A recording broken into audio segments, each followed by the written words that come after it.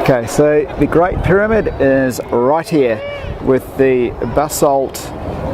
It's kind of landing here, flat area with the stones, and there are a couple of pieces here. And the interesting thing is that there's a bit of a match up with the stone. So on here, if you look carefully, you can see the little straight lines going through, or straightish lines, and you can see them here. So just sort of following this up and through, and you can see the workmanship on the stone. And then this stone here has the cuts in it right here also, and in this case here you can still see the marks, the same marks within the stone here.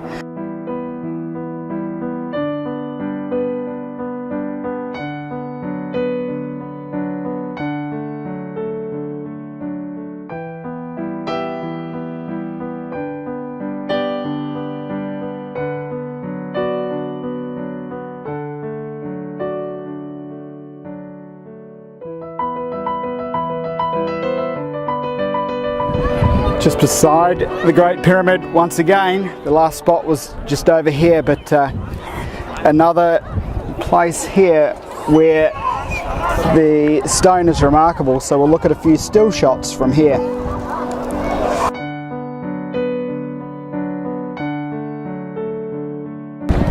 Okay, the Great Pyramid is right here, and with this stone here you have the workings right here, and also here, here and here. Just having a bit of a closer look through here and here. Now, just a bit of an idea. So through here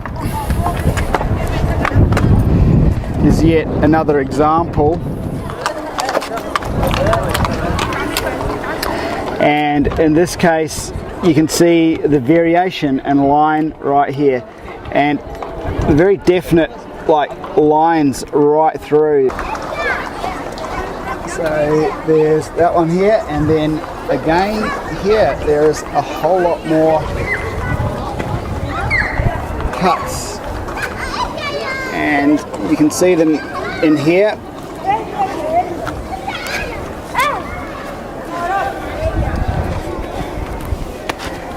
And again through here.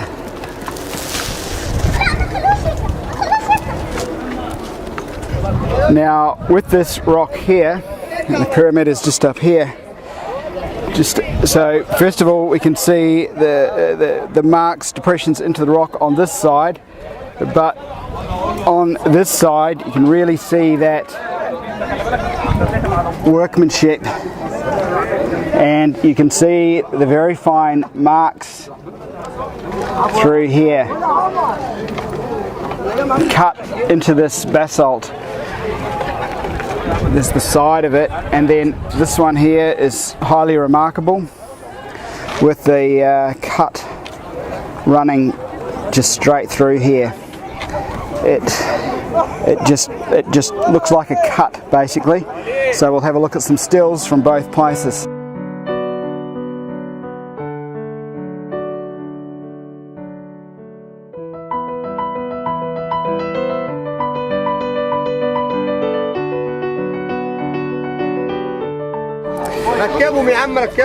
So one mark is right through here in that rock there, and again they're just dotted around here. So more here, workings deep into the rocks. Okay. Sorry.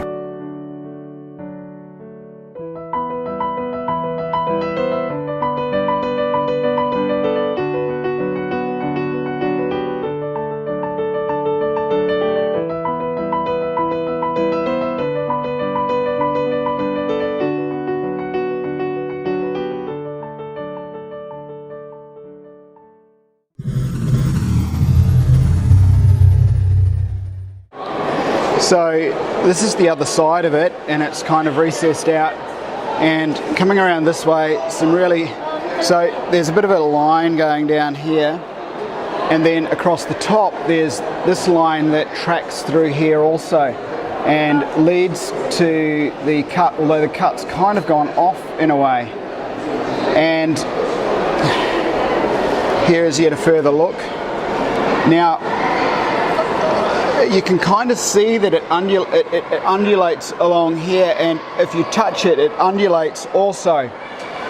Now, there is a straight cut through here, and yeah, this is like, it's hard to tell if it is a straight line through there. I'll just get a good look at it, or a curved one.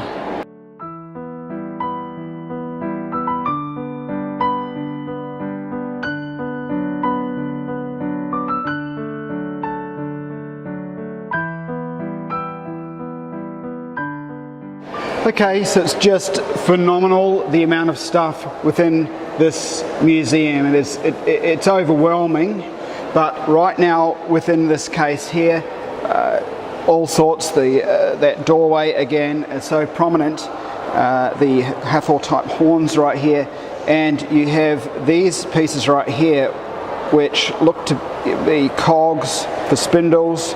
So really, really interesting stuff.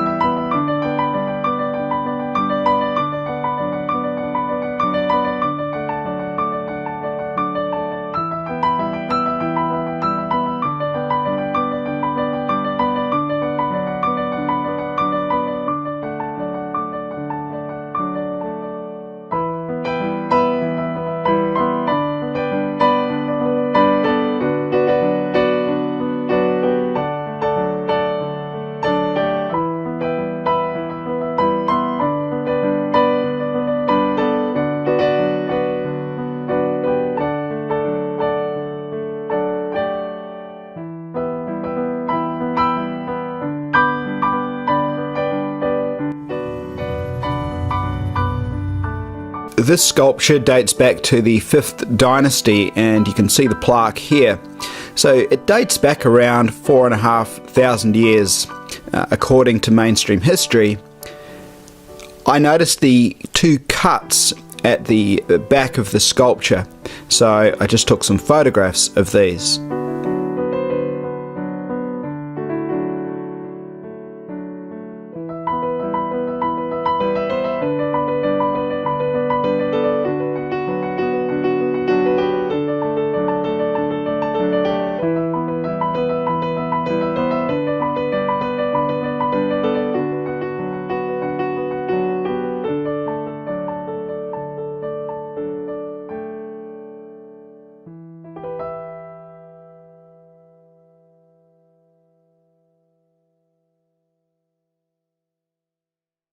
The Museum of Egyptian Antiquities in Cairo, Egypt is massive, so due to my own time constraints, I was almost running through the place to find this vase of schist, which wasn't that easy to find.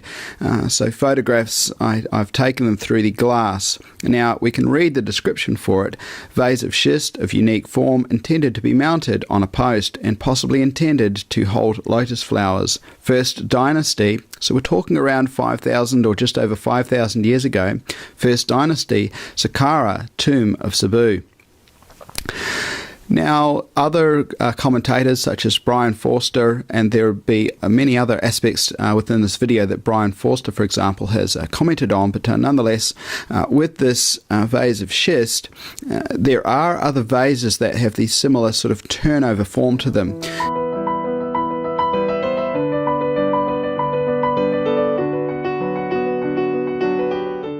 Now, with this vase in the museum, you can see that much of it has been sort of recreated, if you will, and that it's not like sort of perfect in form, if you will. It's not, you know, kind of machine-like as one might think it is if you look close up.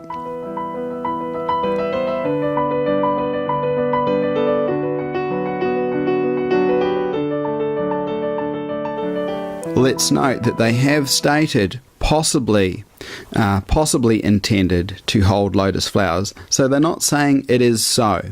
They do state of unique form. So you can see the round bore kind of clearly there. You can also just to the side see it, just to the side also, right there and there.